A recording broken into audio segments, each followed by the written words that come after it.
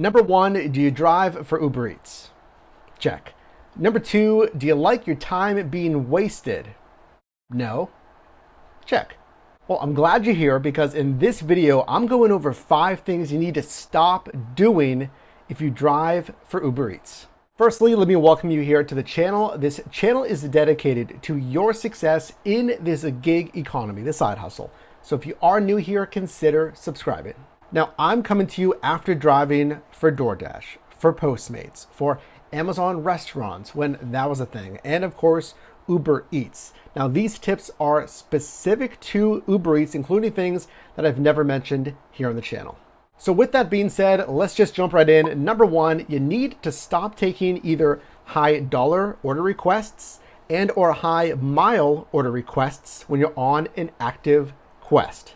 Now, if you're not familiar with the Uber Eats Quest bonus, Uber is going to say, okay, well, we want you to drive X amount of rides, let's say, and then we'll guarantee a certain amount of earnings. So here's an example of a Quest bonus on Uber Eats. It says, make at least $260 for your next 25 trips.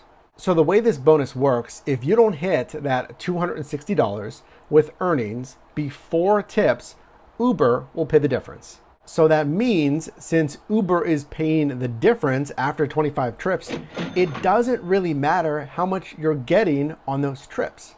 Your strategy is going to change when you're on a Quest bonus. It's going to shift from originally it's going for the dollars to mile ratio. How much am I getting paid for the miles driven? And it's going to shift to taking the shortest order distances possible. And that's kind of it, because Uber is gonna pay the difference. So pay, again, it really doesn't matter. Now, of course, you can work for the tips because tips from your customers aren't factored into the bonus. But as far as the actual payout from Uber, ignore it and simply take the shortest distance possible when working a quest. Number 2, this is a staple not just for Uber Eats, but most any gig economy app. You need to stop taking order requests that are paying $1 per mile or less. Considering that your standard IRS business deduction for business miles here in 2020 is 57.5 cents that you can write off for every business mile driven, if your payout is $1 per mile or less, how much margin is really left for net profit?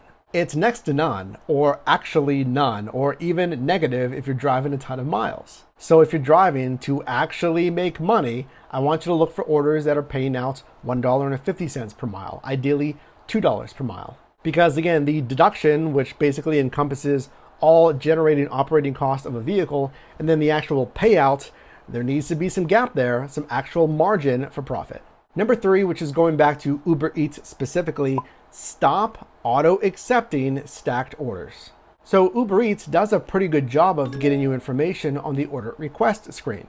They'll show you the restaurant name, the expected miles, again, the expected tip, and then your expected total payout, which is good because then you can make an educated decision that is until it comes to stacked orders. Because the way that Uber Eats works, at least at the time of filming this video, is you get next to none of that information that you get on the initial order request screen. So you're not going to see the miles, you're not going to see the expected payout. So how can you make a smart business decision without that information? And what you can do is stop new requests from coming in, and that may be the best call. So you may want to do that. Stop new order requests coming in, aka the stacked orders, so then you can see standard order requests come in instead of stacked orders, and you can get that information to make a smart decision. Because nothing's worse than adding a stacked order just to find out that that's a 15-mile trip for about $8. Number 4, another Uber Eats specific tip you need to stop doing. Please stop chasing heat maps and surge. Uber Eats is a little bit different than most every food delivery app because they have what's called surge bonuses, and they change pretty much in real time. So whenever you're driving for Uber Eats, you'll see these surge zones, the bonus zones that are constantly changing, and they'll be shaded based on color, which means different levels of demand, yellow, orange, and red. So the busier zones pay more. So you want to get to that zone because the one that you're currently in is maybe $1 or $2 extra, when over there is $5 or $6 extra. But chances are you don't want to do that, especially if it's further away. Now, if it's literally a minute away, 2 minutes away, maybe 3 minutes away, then yeah, maybe you want to commute over there and try to get those higher bonuses.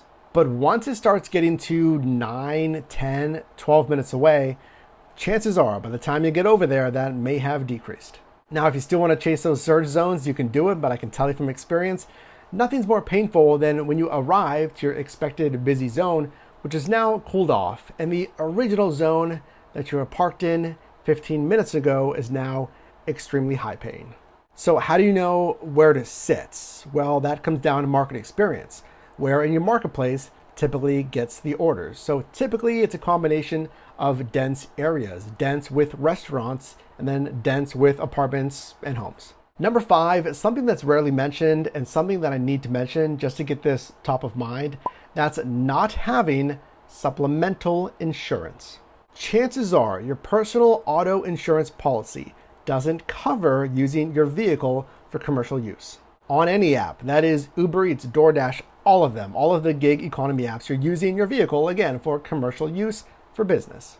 So I would speak to your insurer about getting that supplemental insurance. Sometimes it's called a hybrid policy, so you can actually drive for these apps and have peace of mind. And from what I've seen on my own hybrid policy, it's not that much more per month. And it's worth it, again, to drive covered and have that peace of mind. So if you got value in this video, definitely drop me a like. And you can also click or tap the screen now for my most recent video, as well as a video recommended for you. And I'll see you in the next one.